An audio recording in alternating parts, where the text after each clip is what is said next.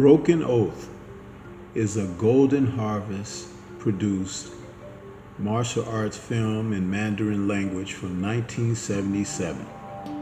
The film stars the headlining Angela Mao in a role that takes us back as somewhat of an unofficial remake of the Japanese 1973 film Lady Snowblood.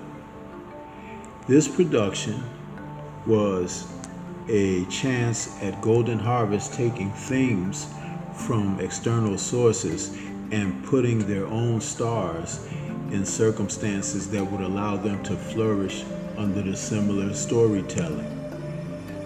Lady Snowblood was very popular, and so this film, made from a Chinese vantage point, was an opportunity for Golden Harvest to showcase once again one of their heavy stars, Angela Mao, and she performs her role very well. The thing about this film is it has vengeance to the core, and as the story unfolds, we find that Lotus, the character that Angela plays, is inexplicably born with a rage in her, the desire to fight and the desire to want to be aggressive. This is the direct result of her dad and her mom being exploited by some villains before her birth. Her dad was violently murdered and her mom was actually raped. But this is the thing about the story. Her mom, who tried to tell the story to the court officials of who attacked her husband, who wasn't a general, an official, and they blackmailed her and had her imprisoned. Being imprisoned and with child, found Lotus's mom praying for her child to be born so they could take revenge for their oppressors. This did take place. The child was born in prison, and the baby was soon taken to Shaolin, where she was raised by monks. As she grew in the temple, they could not define why she was such a mean-spirited child, looking to fight all the time, and had taken to the notion of entertaining herself with trained scorpions that could sting upon her demands. All of this gives a chance for the bad guys of the film to be revealed in different ways. They are officials over brothels. They're running underhanded schemes during the town where Lotus eventually finds herself, and she is brought into the mindset of that these guys could be someone that she would like to rail against. And then when she finds out that they were the suspects behind her parents' inevitable ending, she decides to take up the cause and go after them. She is joined by an underground agent who happens to see that the villains that she seeks out, he's investigating them as well. And then there's another agent who comes in to assist, but all unbeknownst to Angela's character. It's a bit of a convoluted plot, but the action is where this film really excels. When you think about who is involved in this film's choreography, Yuan Wu Ping and Xu Xia, and also with a bit of assistance of Sammo Hung Kumbo, these people made this film outstanding. And we had a taste of actors like Michael Chan-Hwa-man, who is noted as a hero and a villain through his career, playing one of the villains here. He's very stand out in his role.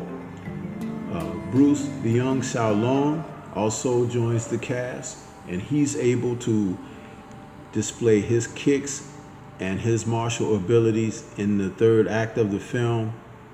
Also, there's Guan Shang and also Fang Yao, veteran actors who are known to play villainous roles.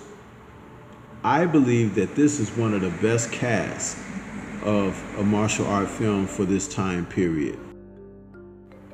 Other names that join Mao in this film are the likes of Wang Lai, Dean Shik, Yuan Hua, Yuan Biao, Mars, Corey Yuan, even Han Yen Kit.